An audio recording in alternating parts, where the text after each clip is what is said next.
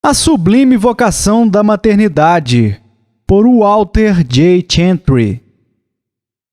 Mas a mulher salvar-se-á, porém, dando à luz filhos, se permanecer com modéstia na fé, no amor e na santificação. 1 Timóteo capítulo 2, versículos 14 e 15. Nossa geração tem destacado a opressão das mulheres. Os sintomas não são difíceis de identificar. As mulheres têm sido muito frequentemente mantidas em desprezo. Muitas delas têm sido submetidas a abusos verbais, físicos e sociais. As revistas femininas e ativistas sociais têm apontado o dedo para muito graves maltratos que sujeitam multidões à miséria. O nosso mundo tem pouca dificuldade em descrever o dilema das mulheres, mas está completamente enganado quanto à raiz causal deste problema. Consequentemente, está sendo oferecida às mulheres uma solução defeituosa para os seus problemas reais. O diagnóstico falso geralmente leva a medidas inadequadas de tratamento. Neste caso, a cura proposta pelo mundo simplesmente agrava o sofrimento feminino. A Escritura fala: contrariamente à crença popular, a Bíblia tem uma série de coisas a dizer muito diretamente sobre esta questão. Paulo, em 1 Timóteo 2, 11 a 15, alude à situação da mulher. Ele indica que ela precisa ser salva. Versículo 15. Isso não pode significar a salvação do pecado e da ira eterna de Deus. Neste contexto, Paulo une a salvação à gravidez. Ele deve ter em vista uma libertação de alguma outra calamidade. Em verdade, ele está se referindo às calamidades circunstanciais que acompanham a vida de uma mulher. Na passagem, Paulo dá uma solução. Seus pontos de vista não são simplesmente um papaguear da atual filosofia social em sua própria era. Sob inspiração divina, ele não escreveu uma opinião particular, mas a própria palavra de Deus. Criação e queda. Os proponentes dos direitos das mulheres empalidecem quando as diretrizes de Deus para as mulheres são lidas a partir desta mensagem. A mulher aprenda em silêncio, com toda a sujeição. Não permito, porém, que a mulher ensine, nem use de autoridade sobre o marido, mas que esteja em silêncio. Versículos 11 e 12.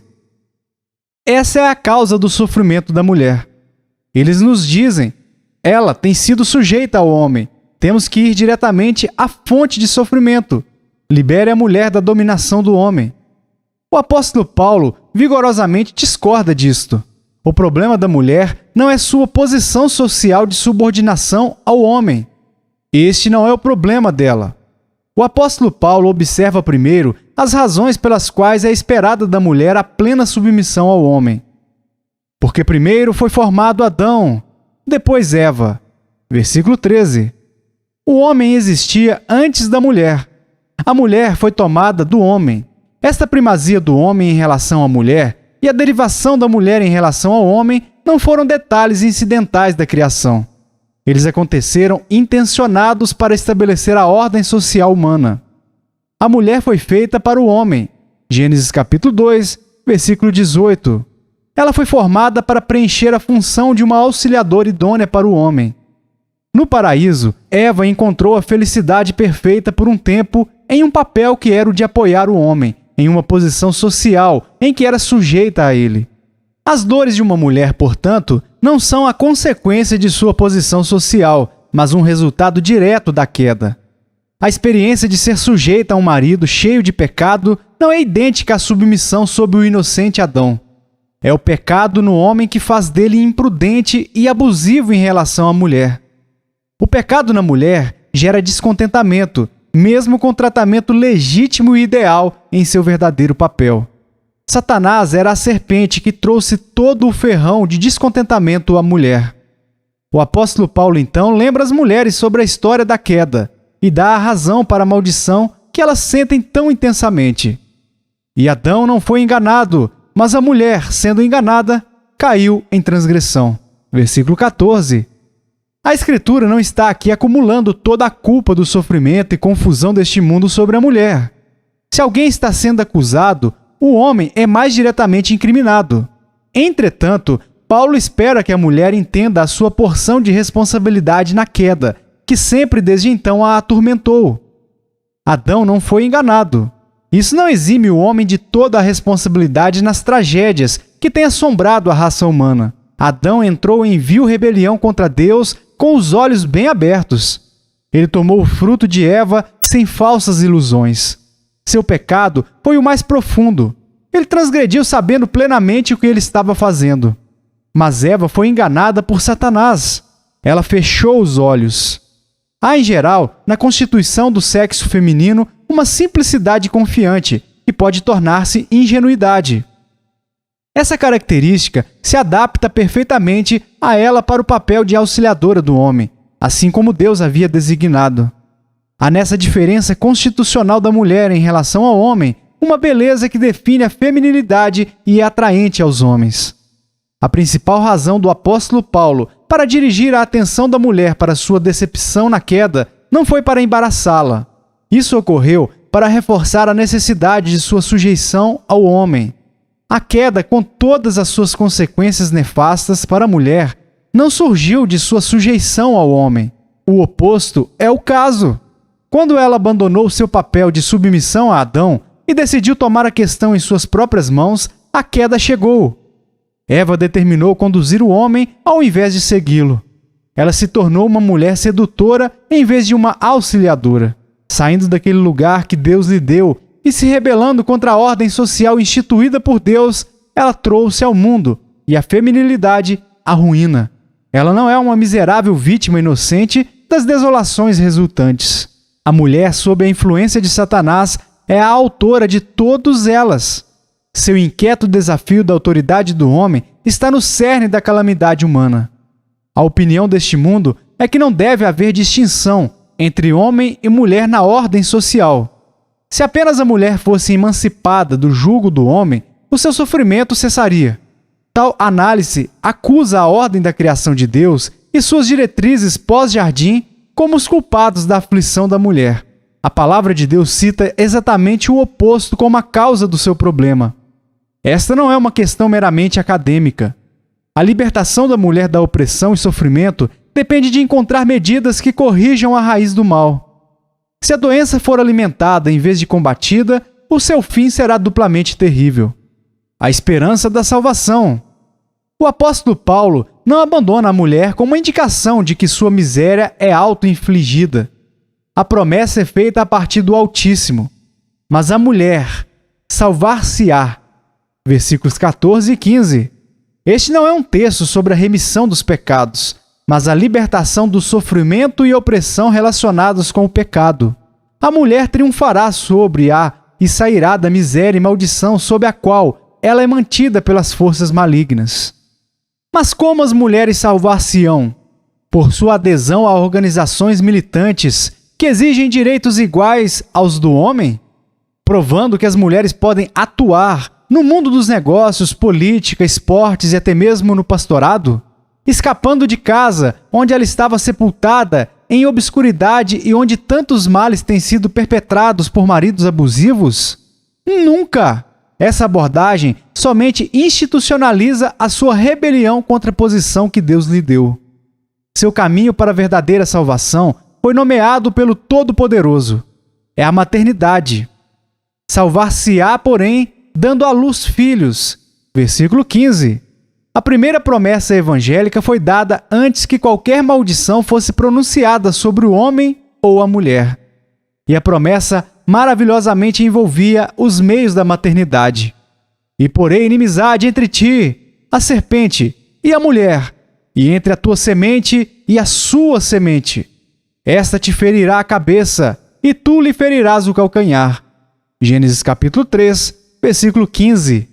Deus, nosso Criador, não permitiria que a raça humana perecesse. Agora que Adão e Eva pecaram e o paraíso foi quebrado, a única esperança era o próprio Deus. Eu farei é a mensagem da graça.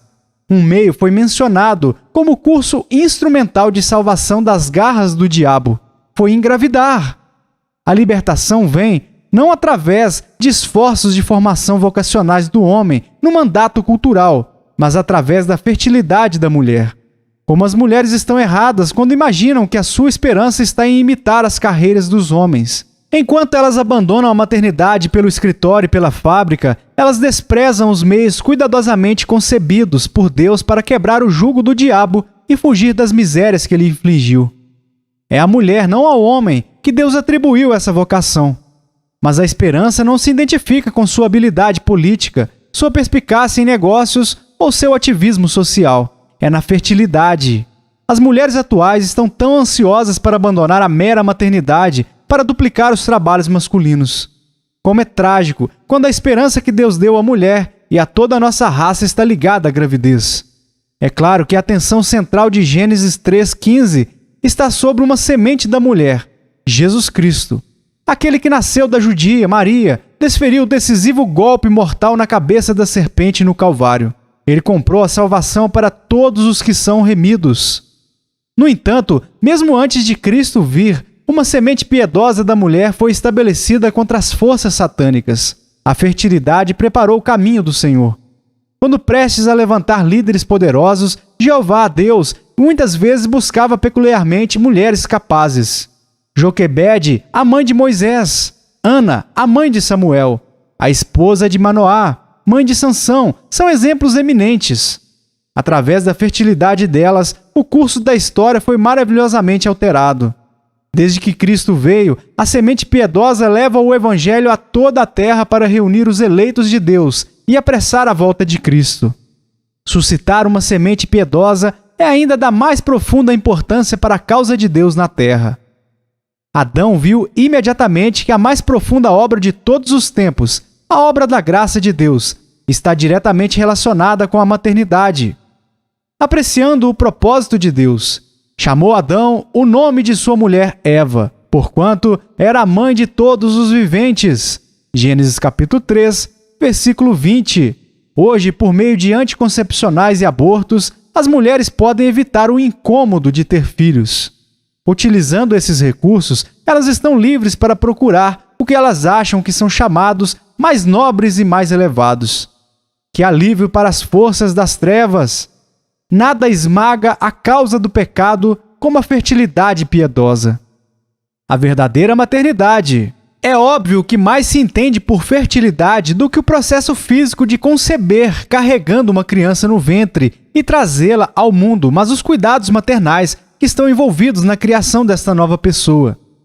Mas é expressamente declarado por Paulo: salvar-se-á, porém, dando à luz filhos, se permanecer com modéstia na fé, no amor e na santificação.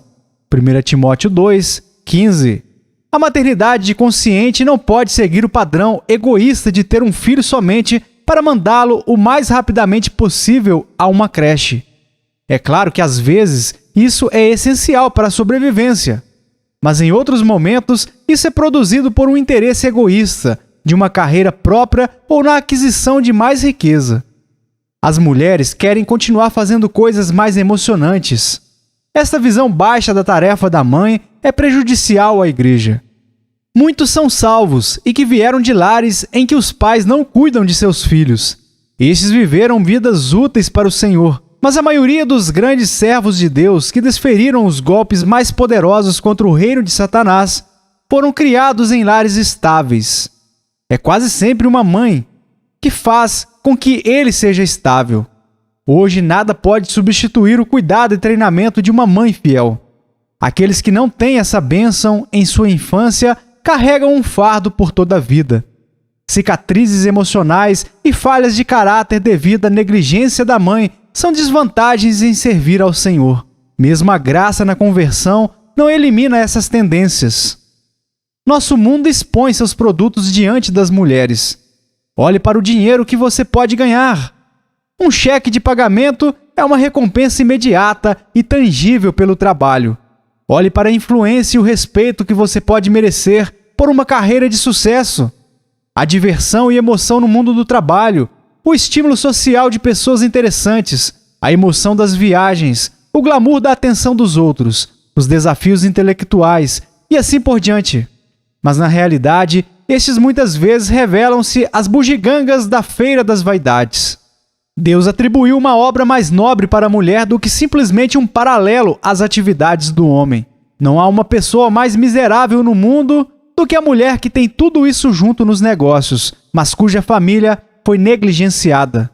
Ela é o epítome de energia, organização, talento e eficiência. Apenas os seus filhos não acabaram bem. Solidão e não reconhecimento assistem à maternidade por um tempo. Mas essa é apenas a perspectiva deste mundo. Como é que o juiz compara a socialite, a dinâmica empresária de sucesso, em comparação com a mãe que está abnegadamente treinando filhos com os olhos da fé fixados em um reino espiritual e sua esperança firmemente estabelecida no Senhor? Alguns pensarão que este é um apelo emocional para rebaixar as mulheres mais uma vez. Pelo contrário, é uma convicção de que muitas mulheres, por coisas menores, abandonaram a sua mais alta dignidade e esperança. O que está envolvido na maternidade? Após dores de parto, trazerem os filhos a este mundo, vêm anos de dores de vida. É tarefa e privilégio de uma mãe supervisionar a formação de uma personalidade em seus filhos e filhas. Para isso, ela deve definir um tom na casa que constrói o caráter forte. É dela ao tomar grandes princípios cristãos e aplicá-los de forma prática nos assuntos do dia a dia, fazê-lo de forma simples e natural. É sua responsabilidade analisar cada criança mental, física, social e espiritualmente. Os talentos devem ser desenvolvidos, as virtudes devem ser incutidas, as falhas devem ser corrigidas com paciência, jovens pecadores devem ser evangelizados. Ela está construindo homens e mulheres de Deus. Os resultados podem não ser visíveis até que ela tenha trabalhado por 15 ou 20 anos. Mesmo quando a sua tarefa termina, a verdadeira medida de sua obra aguarda a plena maturidade de seus filhos. Moisés seria muito mais do que um rebelde egípcio e um pastor desconhecido. Mas Joquebede não viveria para contemplar as consequências de sua maternidade. Uma sublime vocação. Se uma mãe piedosa vier a ter sucesso nessa tarefa, ela deve ser uma mulher cheia de fé, amor e santidade. Estes não devem ser ocasionais, mas consistentes qualidades da vida. 1 Timóteo 2, 15. Não é de admirar-se que as mulheres rejeitem essa tarefa, preferindo os corredores do governo, o império materialista ou o escritório. Não há trabalho mais exigente em todo o mundo, nem descrição de trabalho mais inspiradora de reverência do que erguer uma descendência piedosa. Isso desafia toda a genialidade, talento e graça que qualquer ser humano poderia possuir. As mulheres devem ser educadas? Seguramente os educadores morais, psicólogos, pastores espirituais e conselheiros das gerações futuras devem ser bem treinados. A esperança da mulher, a esperança da igreja, a esperança do mundo, unem-se à maternidade com continuidade em fé, amor e santidade. Mulheres jovens, aqui há um chamado para toda a vida. É o mais elevado em que qualquer mulher pode entrar. Há muito mais nele do que nas imagens mundanas. Leve isso a sério e Deus abençoará a geração vindoura. Trabalhe nisso espiritualmente e o Senhor lhe dará a libertação que você deseja. Algum dia, as meninas deslumbrantes que deixam seus filhos em uma creche colherão a sua recompensa. Elas vão sentar-se em suas casas de pelúcia, segurando fartas contas bancárias e olharão com despeito para a descendência piedosa. É por isso que Provérbios 10:1 diz para aqueles que são filhos que o filho insensato é a tristeza de sua mãe. A imoralidade é uma vergonha pública para a mãe daquele que quebra a lei de Deus. Toda a sua vida foi dedicada a formar seu filho e filha. O pai tem uma carreira, bem como uma casa, mas todos os ovos da mãe foram colocados em uma cesta. A maternidade não pode ser um passatempo de meio período. Se você se tornar um insensato, você entristecerá o coração de sua mãe.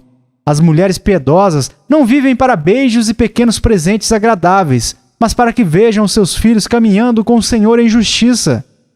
Todas as esperanças de uma mulher piedosa neste mundo estão vinculadas com os filhos de sua maternidade.